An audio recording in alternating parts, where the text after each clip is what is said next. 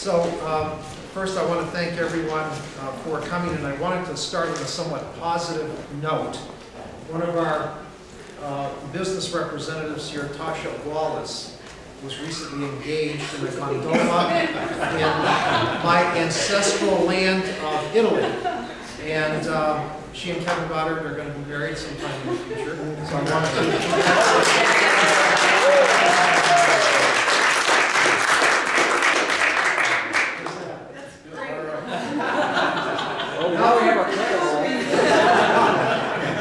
Now for the grim news at hand. One of the most important issues that must be resolved this year by the 2010 General Assembly is fixing the bankrupt unemployment insurance trust fund. It's a priority for the 23,800 employers who support the system.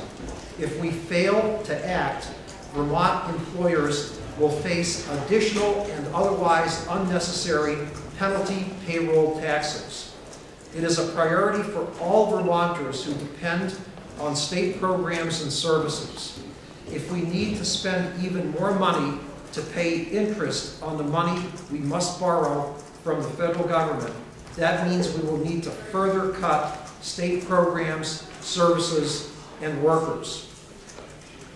Every legislator and the governor need to ensure and promise that this issue is addressed this year in a meaningful and substantive way.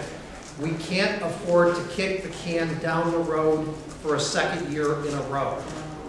If the general fund was expected to be in the red to the tune of $284 million, there would be alarm bells going off in all sectors of state government and around the state.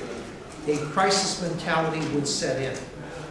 Anytime you have a state program expected to run almost $300 million in the red, those alarm bells should be going off right now. A state program that is already bankrupt. It's clear that immediate action is warranted on the part of all the key players. We have a crisis in the unemployment insurance trust fund. The businesses that are represented by the organizations whose leaders are with me today are prepared to step up to the plate and do their part to fix the problem. They know that paying more now will avoid paying even more later. My committee has made the first volley on this issue in the form of S-290, a bill that is tough on everyone. Like any bill that is introduced, it's a starting point with a few controversial provisions. There's something in the bill for everyone to hate.